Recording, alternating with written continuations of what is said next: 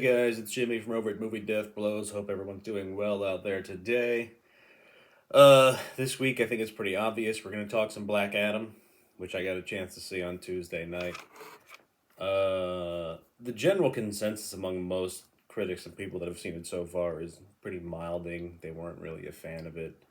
I had an opposite take of it. I loved it. I thought it was incredible, but I'm also a huge Black Adam fan.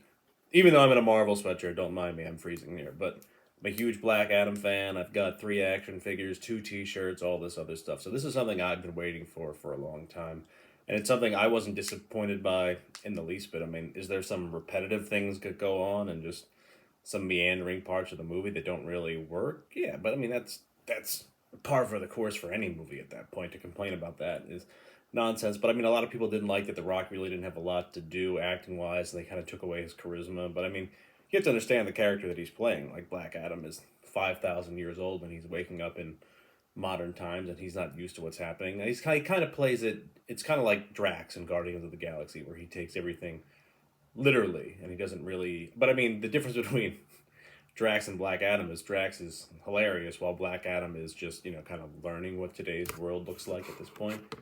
But like I said, I love the movie. The action sequences were incredible. The Rock himself as Teth Adam or Black Adam, who he becomes at the the end of the movie, is great.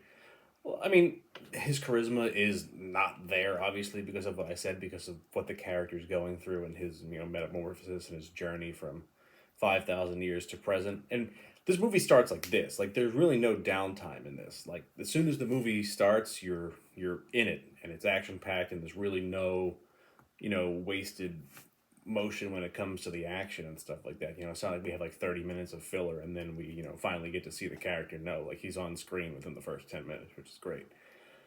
Uh Surprisingly for me, the Justice Society of America, not that they're bad, but they're much better than I expected them to be.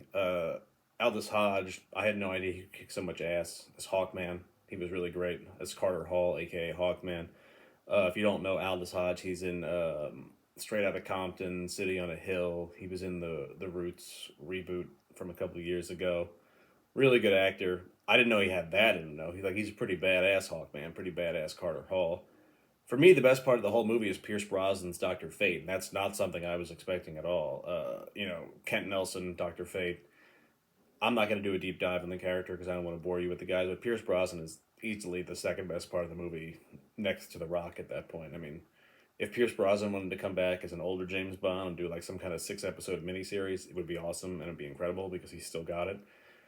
Ab Smasher shows up in this movie. Him and Cyclone are, I don't want to say they're sidelined, but they don't really have as much to do as Hawkman and Dr. Fate because they're like the 2 big heroes of the Justice Society of America, and Cyclone and Adam Smasher are like the rookies they're bringing in to help.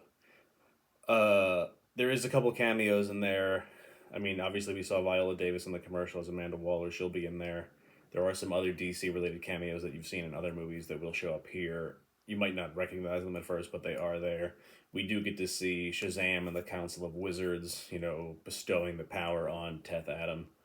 And then they kind of reap what they sow there, and what happens, happens. There is one mid-credit scene. There's no post-credit scene. It's a mid-credit scene. So, like, after the main things go by, there's a middle one right there. Overall, I thought the story was fine. It's your typical, superhero movie that takes place in... It's kind of like a version of The Mummy at that point, is kind of what I thought, but not, scary in the 1999 version. It was kind of like The Mummy Returns, more of like an adventure flick in the Middle East, set that way. And, they tell you the story about how Black Adam came to be, but, like, anybody that knows the story knows it's really not what happens, and then it kind of devolves into the movie from there. Like, you learn actually how Black Adam came to be and, what made Teth Adam become who he is at that point. There's not going to be any spoilers here, so I'm not going to give you a rundown of that or anything. Action sequence were incredible, like I said. Uncle Kareem in this movie, he's one of the best characters. Him and his sister are like, going out into the desert to see if they can find the crown of Sabak, which will, if I was to explain it to you, it would take 1,000 years. But he's one of the best characters in the movie. They wanted to do, like, DC wanted to do an HBO Max show on Uncle Kareem. People would love to watch it. I mean, it's a very representation oriented DC movie, kind of in the vein of Black Panther, where they're like, we don't need, we're like Wakanda would be taken over by outsiders or colonists, and they would run it like a military kind of dictatorship at that point, just oppressing the people, and they need their own hero to go from there. So I mean, that's that's fine. I had no issue with that in the movie. I mean, the Justice Society of America is pretty much like the X-Men in this movie. Like they have an X jet that comes out of the basketball courts in the back of a giant mansion. So I mean, Justice Society of America is basically Xavier's school for gifted youngsters at that point. Again, I mean, I'm pretty sure the Justice Society might outdate the X Men, but I can't be certain on that point. But it is what it is. Just another DC Marvel crossover at this point. I mean, this is Black Adam's been a massive undertaking for The Rock. He spent more than a decade trying to get this movie made, and I'm so happy for him and everybody involved in it that they actually got it done at that point. I'm a huge character. I'm a huge fan of the character. Like I said before, I really hope they go somewhere. This is the kind of movie that kind of takes over the DC verse at that point, and Warner Brothers and DC, they don't really have their stuff together. It's everybody every 5 years somebody the whole creative team gets fired or they get sold or something like that, and then messes it up. And like they're pulling like the IPs in totally different directions. Like Matt Reeves has his own Batman that's not connected to this universe, and then there is rumors of they want to do a Man of Steel 2 with Henry Cavill. Is that going to happen? But then there's James Gunn's Suicide Squad, and he's going to get a stupid thing over here. They need to have like one unequivocal leader at that point to help bring all these characters together, because there's a trove of characters that DC and Warner Brothers possesses, but they're just not good at the formula of bringing them all together as a Kevin Feige and Marvel is at that point. But I'm excited to see where they go with Black Adam. I gave the movie 4 out of 5. I know it's getting like 53% on Rotten Tomatoes. I think this is a movie that's going to have a higher audience score than a critic score. I think the audiences are going to love this movie.